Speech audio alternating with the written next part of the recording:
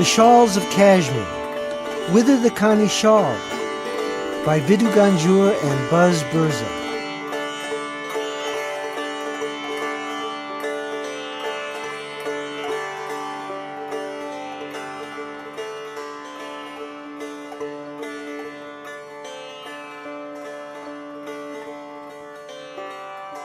If there were a contest to determine which products are quintessentially Indian, the legendary Kani Shawls of Kashmir would be at the top of the list.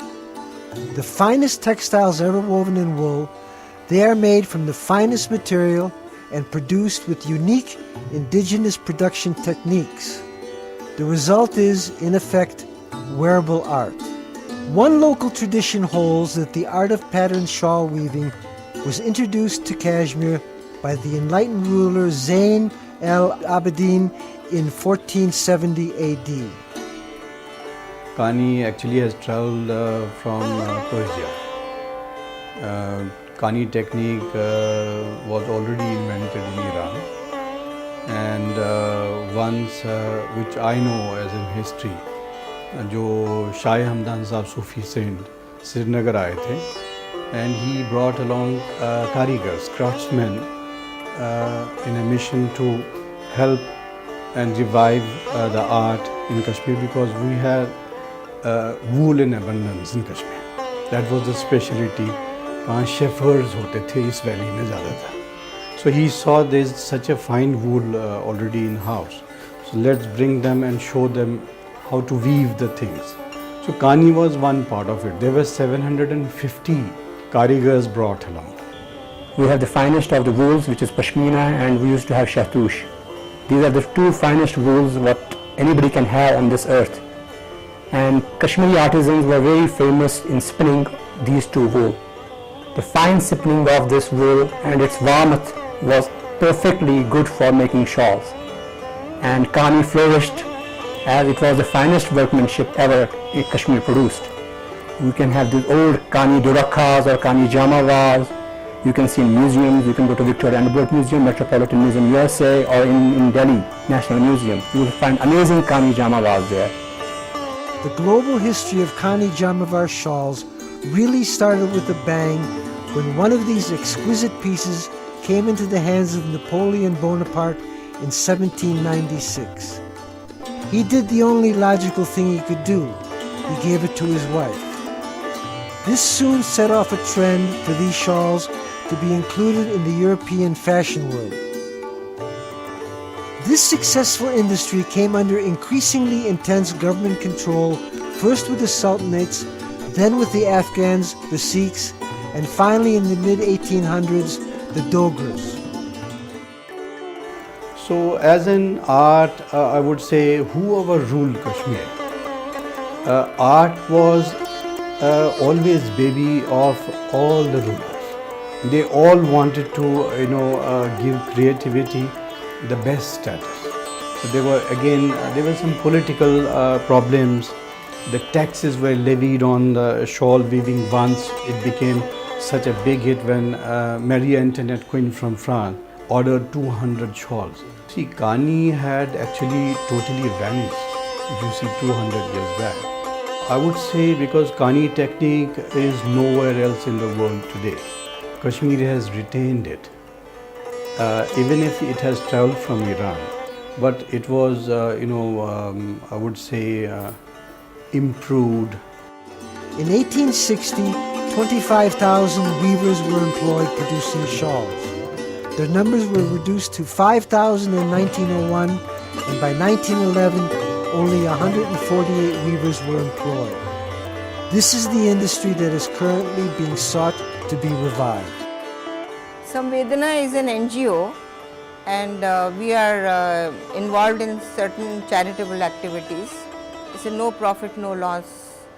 Now, we got this idea of a revival of Kani because several of our members are Kashmir based, especially Srinagar based, and I also am a Kashmiri.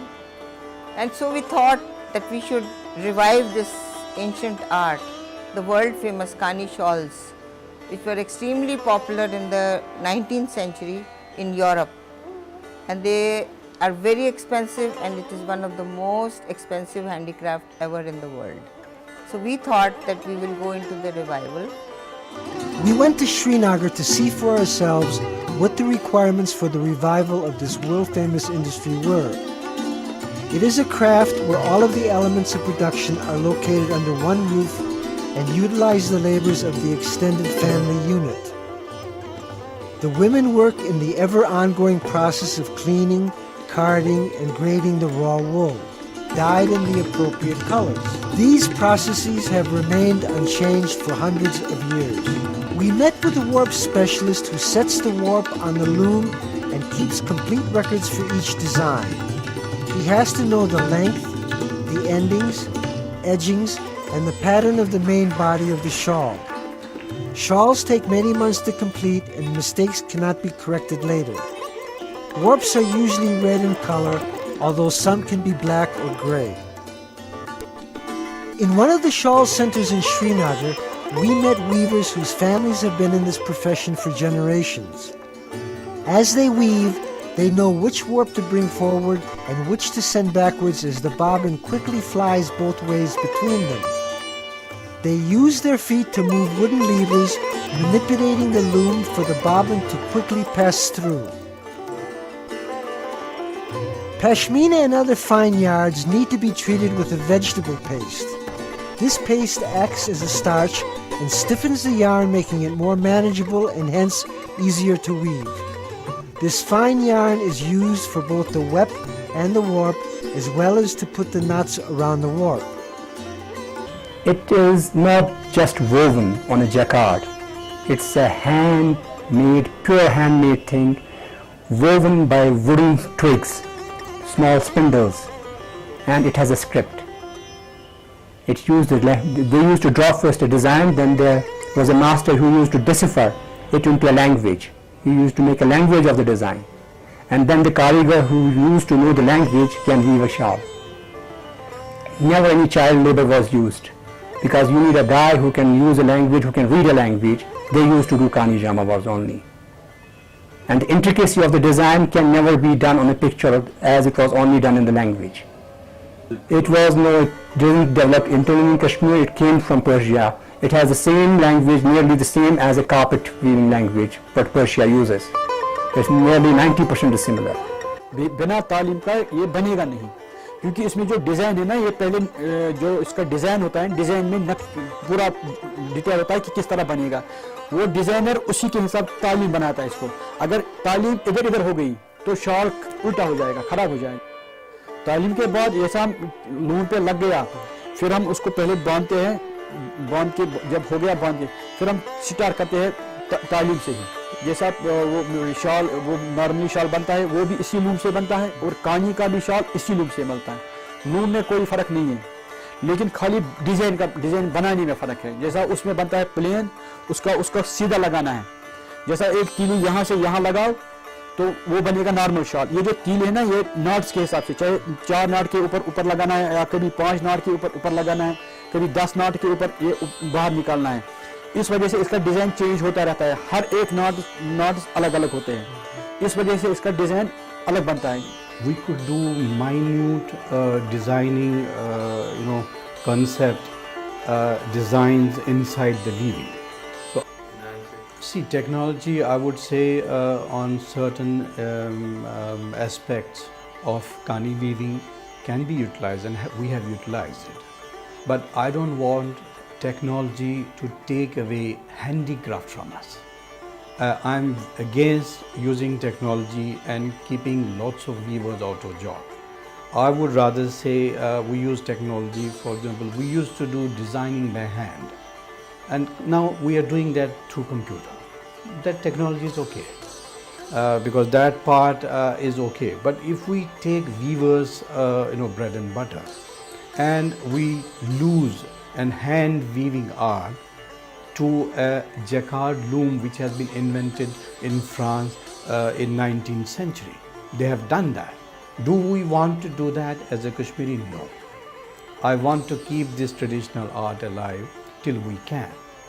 I would say till we are underdeveloped. because we know that once we are developed, we will lose all the art forms of India. So till that time, I would say Amritsar and Ludhiana has already done that. They have bought jacquard looms, which French has introduced in 19th century, and they are doing something for a common man. That's fine, because that's going to suffice the common man's quest. But here we are talking about art. We have to keep art alive through keeping artisan and skill alive. This is what I believe. The larger charkas are used to roll the dyed skeins for stretching and straightening, as well as storing the finish yarn for future use. Smaller charkas keep the colored yarn used in kanis straight and stretched. The weaver has to prepare the kanis with sufficient threads in the proper colors as indicated for the plan for each shawl. The kanis are then put in a straight row right next to the material that is being woven from the wrong side. After every few lines, the newly woven material is pressed down. Scissors trim the yarn where needed. If by mistake the yarn splits, gentle deft fingers rejoin the pieces with an artistic hidden splice. Production seldom exceeds 1/4 inch per day.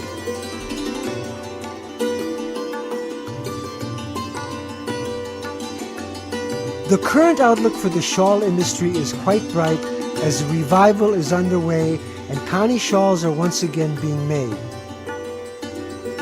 This cottage industry provides women work within their homes, braiding and spinning the yarn, while the men are involved with the actual weaving of Kani shawls. This revival of the Kani shawl has several centers in and around Srinagar. One of these is located in the appropriately named hamlet of Kanihama. Well, Kanihama, you know, it's about 30 miles out of Srinagar, but actually the misconception is that all the Kani Jamavas were made there in the olden time, which is to an extent not true.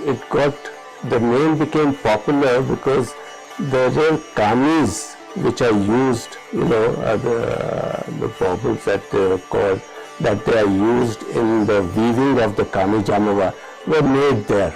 It's a special kind of wood which is available there, and they were made there. So that's how the Kanihama came into existence, the name came into existence. Enterprising people have computerized the task of recording the intricate designs, thereby trusting this age-old profession firmly into the 21st century. It is a question of old designs being given new life.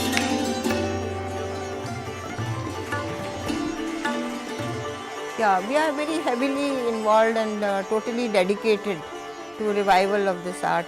In fact, when we started going to Srinagar, especially for this work, taken it upon ourselves to make the public aware. So we are using the platform of public awareness programs for revival so that people know about it, and a certain market is then created so that people will buy also. And also we are doing the public awareness programs for different people, younger people like in the USIS or or in schools, senior students in schools, and especially in Srinagar. We are doing public awareness programs every year for the university students, PhD students. I feel there's a huge potential for this. We have to work out. We should not let any of our arts die down, because what we have, the world doesn't have. So if we can just have dash of Kani, some motifs, some here, there, on cotton, it should be tried out. This Kani work has always been tried out on Pashmina, and we should now try a hand at cotton, silks and woolens. This is one way of doing. You can make ties out of it, you could make saris out of it, you could have dresses out of it. There's any number of things, if you want to go very this thing, you could make lampshades out of it. I see a lot of scope. First of all, people have to know what Kani is. If we take cottons and these fabrics, so it's bound to get cheaper. These things need a good approach helped by the government. Now if we want these things to go on, there has to be certain way of redoing the whole package, bringing in some technology which helps you to overcome some of the things which are time consuming. We must make Kani in such a way that it reaches everyone's pocket. So we will be using different methods, different yarn, but it will be Kani. It will be woven in the form of Kani, and we will be seeking help from some famous designers, and we will try our very best that we are able to do this in the next 1 or 2 years. Our dream, or you can call it a vision for this project that we have taken upon ourselves, is that first thing, Kani should be made and Kani should be sold, and we should restore it to its old glory.